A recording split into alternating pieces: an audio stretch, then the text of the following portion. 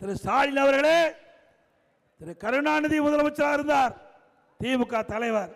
அவருடைய மறைவுக்கு பிறகு திரு ஸ்டாலின் முதலமைச்சர், அவர் திமுக கட்சியுடைய தலைவர். அதுக்கு பிறகு இப்ப துணை முதலமைச்சராக வந்திருக்கிறார் திரு ஸ்டாலினுடைய மகன் திரு உதயநிதி அவர்கள். அவர் என்ன தகுதி இருக்குது? திமுக ஆளே இல்லையா? எப்பொழுது பார்த்தாலும் பேசுவார் ஸ்டாலின். எமர்ஜென்சியில மிசா சட்டத்தில் பள்ளிக்கும் பாம்புக்கும் இடையில எங்களை எல்லாம் சிறையிலே அடைத்தார் என்று. அப்படி துணை முதலமைச்சர் ஜெயிலுக்கு போனாரா? திமுக எத்தனை பேர் இருக்கிறாங்க ஜெயிலுக்கு போனவங்க? எத்தனை பேர் உழைத்து இருக்கிறாங்க?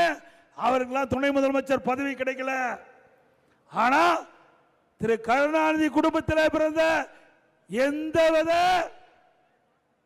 உழைப்பும் இல்லாம இன்றைக்கு ஒரே அடையாளம் திரு ஸ்டாலினுடைய மகன், திரு கருணாநிதியுடைய பேரன்.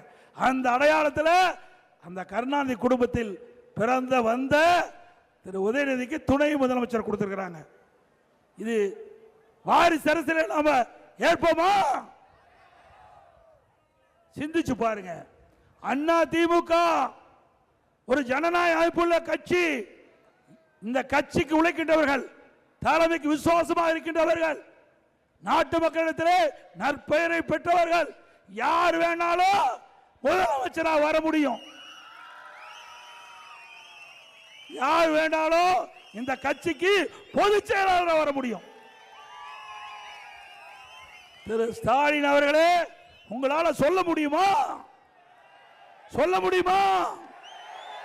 நான் சொல்றேன். மாண்பு அம்மா சொன்னார்கள், எனக்கு பின்னாலும் அண்ணா திமுக 100 ஆண்டு தொடரும் என்று சொன்னாங்க. எங்க கட்சியில ஜனநாயகம் இருக்கின்ற காரணத்தினால சாதாரண கிளை செயலாளர், நான் கிளை செயலாளராக இருந்தேன். படிப்படியா உயர்ந்து பொதுச் செயலாளர், பிறகு எம்எல்ஏ, எம்பி, அமைச்சர், பிறகு முதலமைச்சர். இந்த வாய்ப்பை கொடுத்திருக்கிறீங்க. திமுக வர முடியுமா? இங்க தமிழ்நாட்டில் இப்படின்னா டெல்லியில் வந்தாலும் திமுக குடும்பத்தை சேர்ந்தவங்க தான் அங்கேயும் ஆட்சி கதறதுக்கு வர முடியும். திருமதி கனிமொழி அந்த நாடாளுமன்ற இரு அவைகளுக்கும் அந்த தான் தலைவர். அங்கேயும் யாரையும் விட மாட்டாங்க. அங்க டிஆர் பாலு பல முறை நாடாளுமன்ற உறுப்பினராக வெற்றி பெற்றார். அவருக்கு அந்த வாய்ப்பு இல்லை. திரு கருணாநிதி குடும்பத்தில் பிறந்த திருமதி கனிமொழிக்கு தான் அந்த வாய்ப்பு கொடுத்திருக்கிறாங்க. ஆக வருகின்ற சட்டமன்ற பொதுத் தேர்தலில் குடும்ப ஆட்சிக்கு முடிவு கட்டுவீங்களா? வாரிசு அரசியலுக்கு முடிவு கட்டுவீங்களா? ஊழல் ஆட்சிக்கு முடிவு கட்டுவீங்களா? அது மட்டுமல்ல, இன்றைக்கு திராவிட முன்னேற்ற கழகம் என்றால் ஊழல் கட்சி.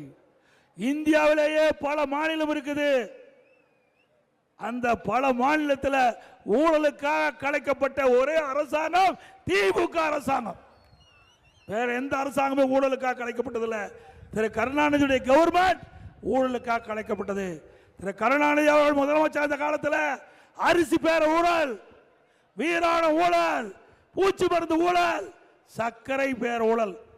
அதுல விசித்திரமா இருந்தது. சிந்திச்சு பாருங்க. வழக்கு நடந்துகிட்டு இருக்கும் போது நீதிமன்றத்தில் அங்க ஒரு தாக்கல் பண்றாங்க. அப்போ அரசாங்கம் தாக்கல் பண்ணது சர்க்கரையெல்லாம் எறும்பு தின்னுட்டு தான். சர்க்கரையெல்லாம் எறும்பு தின்னுட்டுது. சாக்கெல்லாம் அந்த சர்க்கரை மூட்டை சாக்கு இருக்குது பாத்தீங்களா, கோணி பை, அதெல்லாம் கரையாத அரிச்சிட்டு. எப்படி விஞ்ஞான முறைப்படி ஊழல் செய்வதென்றால் அது திமுகவுக்கு கை வந்த கலை. இப்படிப்பட்ட அரசாங்கம் இன்றைக்கு தமிழகத்திலே தொடர வேண்டுமா? மீண்டும் மணப்பெண்ணின் பிரத்யேகமான திருமணம்